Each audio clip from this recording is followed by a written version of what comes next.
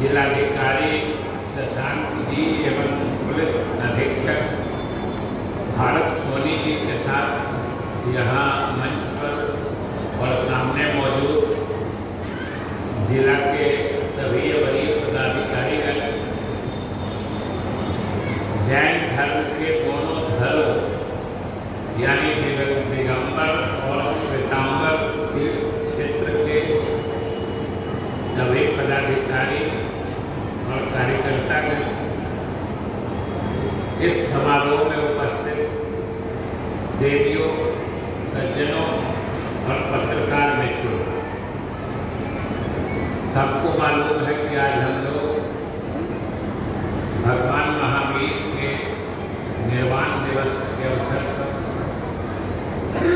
मुख्यमंत्री श्री नीतीश कुमार जी द्वारा परिकल्पित इस पावापुरी महोत्सव कार्यक्रम में यहाँ उपस्थित हैं। और जैसा कि हमारे साथी ने आपको बताया कि मुख्यमंत्री जी का संदेश पहुंचाने की भी जिम्मेदारी है।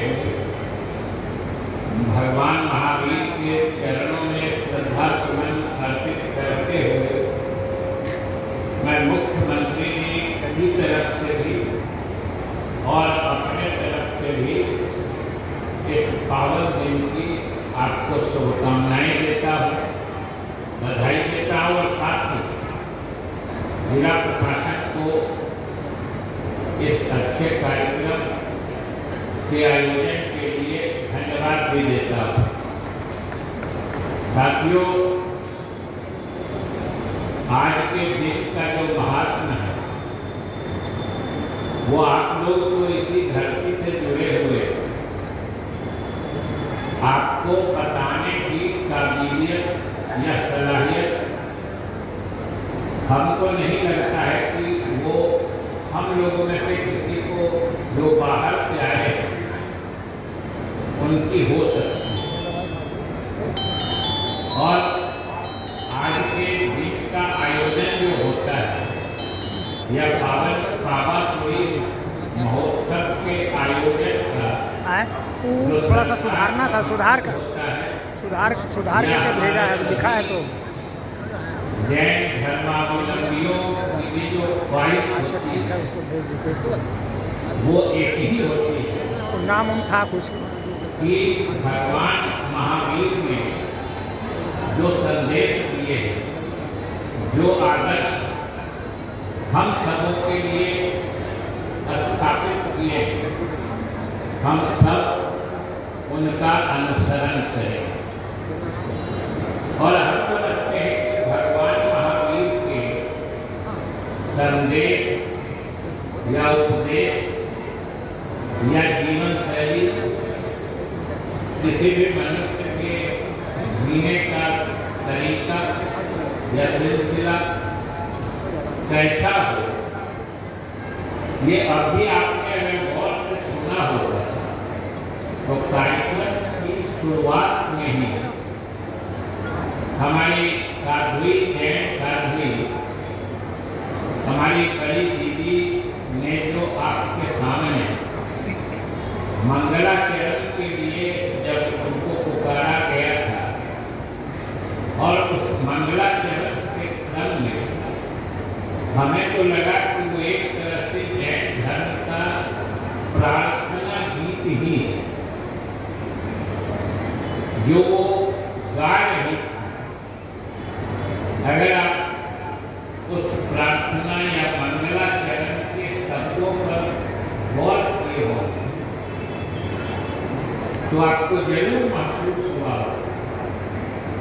कि सारे जैन धर्म के उपदेशों या सिद्धांतों का सार, उसका जो सार तत्व होता है उसी को समेटते हुए उस प्रार्थना या मंगलाचरण को बनाया गया। समाज में सहिष्णुता, आपस में प्रेम, जिन सब चीजों को भगवान महावीर ने दुनिया को जिस रास्ते ले चलने के लिए बताया था वो सब उस प्रार्थना गीत में समाहित। और सही बात है कि जो ये पावा हुई है इस धरती और राजगीर की धरती, ये तो विलक्षण धरती है। अभी श्रवण जी बता रहे थे आप इसी इलाके के प्रतिनिधि हैं, वो भी बड़े खुशकिस्मत हैं कि साहब ऐसे इलाके के प्रतिनिधि हैं कि समझिए कि लगभग सभी धर्मों का ये सबसे बड़ा तीर्थस्थल। भगवान बुद्ध और महावीर की तो बात ही छोड़ दीजिए। महावीर के निर्माण से लेके उनके जो केवल ज्ञान या कैवल्य करते हैं उसके भी प्राप्ति का स्थल है। भगवान बुद्ध भी स्वयं यहाँ पधारे थे। और जो हम लोगों का सनातन धर्म है उसका कितना बड़ा ये केंद्र है, ये तो आपको मनमास मेला जो लगता है उसमें अंदाज मिलता हो कि जब कहा जाता है कि हिंदू धर्म के 33 करोड़ देवी देवता, ये समझ लीजिए कि ये गिनती कहाँ से आई होगी, कैसे बनी होगी। हम आपको गिन सकते नहीं हैं। ये 33 करोड़ हम लोगों के देवी देवता। तो एक चीज जरूर मस्तिष्क में आता है, वो ये होता है कि शायद ये 33 करोड़ का घेरा ऐसा है कि उस घेरे में हमारे सभी देवता, हिंदू देवी देवता उसके अंदर आ ही जाते हैं, उससे बाहर कोई नहीं है।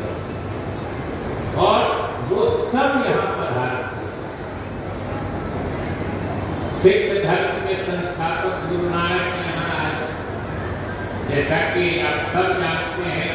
बौद्ध धर्म और जैन धर्म की तो कोई बात ही नहीं है। इस्लाम में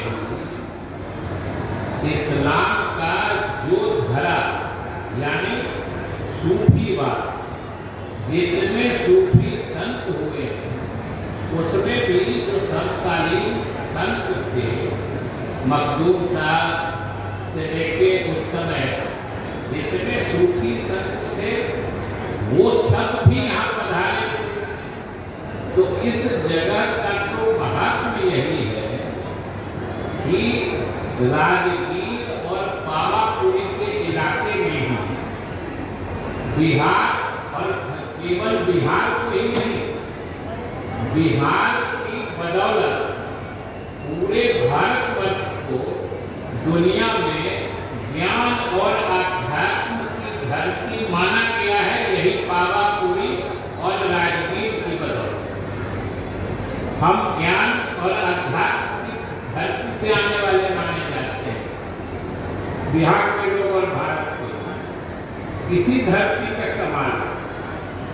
और हमारे मुख्यमंत्री जी ने इस धरती अभी सारे